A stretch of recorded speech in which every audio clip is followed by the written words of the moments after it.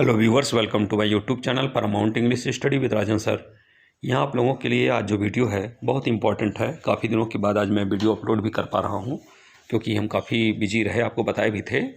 तो ये सारी चीज़ें आपके सामने जो हैं वो आपका वेटिंग लिस्ट से रिलेटेड तो है ही, 2016 वाला भी है और 2021 का भी है, और आपका न्यू एडवर्टीजमेंट जो आपका राजकीय इंटीग्रेट का है और माध्यमिक शिक्षा सेवा चयन बोर्ड का है, इस पर तो विशेष फोकस है।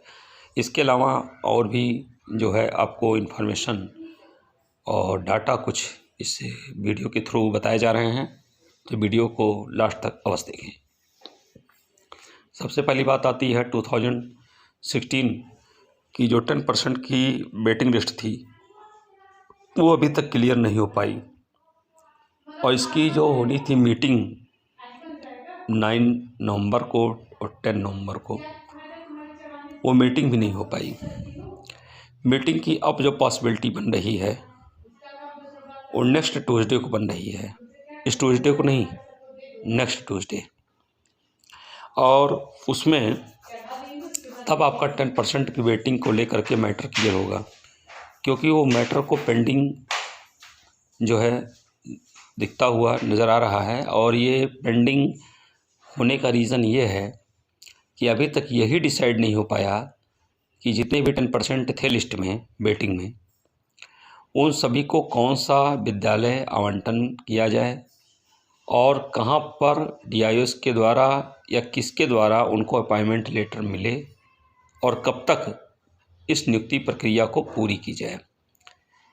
इसको लेकर के एक पेंडिंग या ये कह लीजिए बहुत ही कॉम्प्लिकेटेड कॉम्प्लेक्स टास्क इसको बना दिया गया है। इस पर मीटिंग होने को थी 9 और 10 नवंबर को, जो नहीं हो पाई। अब ये नेक्स्ट ट्यूसडे को हो पाएगी। ये था 2016 का 10% का वेटिंग लिस्ट के बारे में। 25% तो अभी बात की बात है, उसमें बहुत समय लगेगा, इतना आसान नहीं है। बात आती है 2016 के बाद 2021 की वैकेंसी में आपका जो रिजल्ट आया है PGT का और TGT का। कई प्रकार की चीज़ें हैं जहां पर आप लोग अच्छी तरह से समझ रहे हैं। रिजल्ट आउट हुआ, रिजल्ट आउट होने के बाद कई प्रकार के आरोप प्रत्यारोप लगते जा रहे हैं, कई प्रकार की विसंगतियां भी सामने देखने को मिल रही हैं। लेकिन इसके बाद भी सुप्रीम कोर्ट का जैसा कि आर्डर था कि 31 अक्टूबर के पहले नियुक्ति प्रक्रिया पूरी की जाए, उस कार्य को करने के लिए कई प्रकार के जो है हमको लगता है कि जो शायद आप लोग चाहते थे कि फेयर एग्ज़ाम हो, फेयर रिजल्ट आवे, फेयर सिलेक्शन हो, उसमें कई प्रकार के अवरोध, समस्याएं, जटिलताएं ये सब देखने को मिल रही हैं। अब इससे क्या है, परीक्षार्थी तो डिस्टर्ब है, मेंटली पजल्ड है, और ये प्रक्रिया नियुक्ति प्रक्रिया के लिए जो आवंटन किया गया है और इसकी नियुक्ति को जल्दी से जल्दी जो कराने की योजना है चयन बोर्ड की, वो जल्दी से जल्दी करने का प्रयास का मतलब ये हो गया कि कम से कम 15 दिसंबर तक ये टाइम लग सकता है। और इसके लिए सुप्रीम कोर्ट में बोर्ड को फिर एक एफिडेविट लगाना होगा कि जो समय प्रक्रिया, जो समय निर्धारित था उसके भीतर सारे कार्य नहीं हो पाए।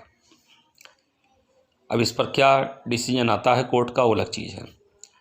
कई जगहों पर जो परीक्षार्थी ये मन बना रहे हैं कि जो अनएक्सपेक्टेड मेरिट हाई हुई है, लगभग सभी सब्जेक्ट, कुछ सब्जेक्ट को छोड़ दिया जाए तो हुई है। जो 7 अगस्त को एग्ज़ाम हुआ था उसमें तो जितने भी सब्जेक्ट के एग्ज़ाम हुए हैं सब में अनएक्सपेक्टेड जो है हाई मेरिट चली गई है।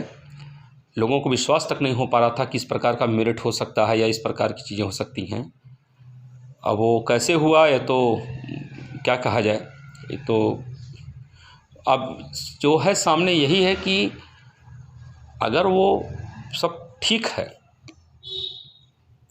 तो ठीक है, आगे की क्या प्रक्रिया होगी, योजना क्या होगी। परीक्षार्थी इंतज़ार कर रहे हैं, वेट कर रहे हैं नई वैकेंसी का। बात हो रही है कि 27,000 की वैकेंसी आएगी, लेकिन अभी तक 27,000 वैकेंसी को लेकर के किसी भी प्रकार का कोई भी निर्णय नहीं लिया गया है। ये आपको हम आज बता रहे हैं। यहाँ तक कि राजकीय एलटी ग्रेड में भी जो बात हो रही है कि 10 से 12,000 की वैकेंसी की बात हो रही है, उस पर भी अभी किसी प्रकार की अंतिम मुहर नहीं लगी है। चर्चा में ज़रूर विषय है, लेकिन कहीं पर भी इसका ना मीटिंग में बात रखी गई और ना तो अभी तक इसको कब तक विज्ञापन दिया जाएगा, इस पर ना कोई चर्चा हुई है। हाँ, एक चीज़ जानकारी जो मिली है, ध्यान में आ गया, आपको बता दें, उत्तर प्रदेश लोक सेवा आयोग का जो प्री का लेक्चरशिप जो एग्ज़ाम हुआ है, प्री का रिजल्ट आपका इसी सप्ताह में आ जाएगा। रिजल्ट करीब करीब सबके बन के तैयार हो गए हैं। उसमें रैंकिंग वाइज जो है आपके रिजल्ट निकाले जा रहे हैं। रैंकिंग वाइज का मतलब हो गया कि आप किस कैटेगरी में है, इससे नहीं मतलब होगा, आपकी रैंकिंग कितनी है उसकी रैंकिंग के अकॉर्डिंग निकलेगा और एक कैटेगरी वाइज रहेगा। और उसमें सीटों की संख्या के सापेक्ष आप जान रहे हैं कि 1 पर 13 जो है 13 जो है कैंडिडेट्स को जो है मेंस के लिए क्वालिफाई किया जाएगा। तो उसी के अकॉर्डिंग रिजल्ट आपका हर सब्जेक्ट का आने वाला है। नेक्स्ट है चीज़ आपका 2021 में कि जो वैकेंसी होगी वो कितने तक की होगी। आपको बता रहे हैं एक चीज़ फिर कि न्यू वैकेंसी अगर आएगी तो दिसंबर के पहले होने का चांस बहुत कम दिख रहा है। दिसंबर लास्ट तक भी आ जाए तो बहुत बड़ी बात है। और जो सीटों की संख्या 27,000 है, 27,000 नहीं आने वाली है, ये भी आपको बता दे रहे हैं। सीटों की संख्या इससे कम रहेगी, काफ़ी कम रहेगी, ये आपको जानकारी दे रहे हैं। आपको पिछली बार ऐसे वैकेंसी की बात हुई थी, लोग बताए जबकि 25,000 30,000 वैकेंसी आएगी, हमने कहा कि बहुत ज़्यादा आएगा, 15 से 16,000 आएगा, इससे ज़्यादा नहीं होगा, और वही हुआ भी। आपको ध्यान में भी होगा। और हमने बार बार ये भी बताया था वीडियो में कि 17 मार्च के पहले वो जो है वैकेंसी आपकी आ जाएगी 2021 वाला।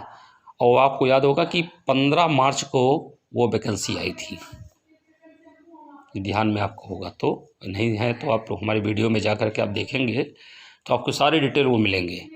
राजकीय एलटी ग्रेड में जो वेटिंग लिस्ट की कंडीशन है, उसमें जो कुछ अंकों से 2 या 3 अंकों तक जो है पीछे रह गए थे, उनके जो है होने का चांस तो बन रहे हैं, लेकिन उससे जो नीचे हैं उससे चांसेस कम हैं, क्योंकि राजकीय एलटी ग्रेड में जो है परसेंटेज, क्योंकि एक अंक पर भी ज़्यादा संख्या है परीक्षार्थी है उस पर, तो इसलिए वहाँ पर प्रॉब्लम थी। माइनस मार्किंग का एग्ज़ाम भी था, आपको ध्यान में होगा। अब राजकीय एलटी ग्रेड की जब अगली वैकेंसी आती है और यहाँ पर माध्यमिक शिक्षा सेवा चयन बोर्ड की जो वैकेंसी आती है, तो उसमें भी कई चीज़ें हैं।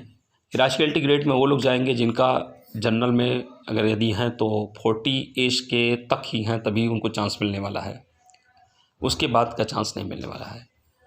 जूनियर एडेड में जो आया था वैकेंसी आप जान रहे हैं, उसमें भी 40 जो है एज अपर लिमिट किया गया है, लोक सेवा आयोग में ऑलरेडी है ही। तो इस तरह से वो लोग भी अब बाहर हो रहे हैं जो 40 एज जनरल में थे और उनका क्रॉस हो गया है। वो हो सकता है योग्य हों, अच्छे हों, डिज़र्विंग हों। कभी कभी होता है कि with in time post position selection नहीं हो पाता है, लेकिन ऐसा नहीं है कि वो डिज़र्विंग एलिजिबल नहीं होते, लेकिन चांसेस उनके जो होते हैं वो नहीं रह जाते हैं बाद में। तो वो इस प्रकार से एज की फैक्टर जो आ जाता है उसके नाते बाहर हो जाते हैं। इस प्रकार का कंडीशन वहीं पर लोक सेवा आयोग से जो निकलेगा डायरेक्ट लेक्चर का, उसमें भी कंडीशन वही है एज फैक्टर को लेकर के। असिस्टेंट प्रोफेसर में केवल उच्चतर शिक्षा आयोग में अपर लिमिट जो है इसका नहीं दिया गया है, और नहीं तो लोक सेवा आयोग से या राजकीय कॉलेज में जो महाविद्यालय हैं वहाँ पर जितना भी असिस्टेंट प्रोफेसर का पोस्ट है वो सब वहाँ पर एज फैक्टर दिया गया है। अब आती है बात कि 2021 की जो वेटिंग लिस्ट में है उनका क्या कंडीशन होगा। 25% की लगभग तो निकाल दी गई है लिस्ट, वेटिंग लिस्ट सब में, लेकिन ये प्रक्रिया पूरी जब हो जाएगी, जो फ्रेश लिस्ट में हैं कैंडिडेट्स, उसके बाद ही वो कंडीशन बनेगा। तो उसमें काफ़ी टाइम अभी लगना है आपको, मान लीजिए 2 महीने से कम नहीं लगना है।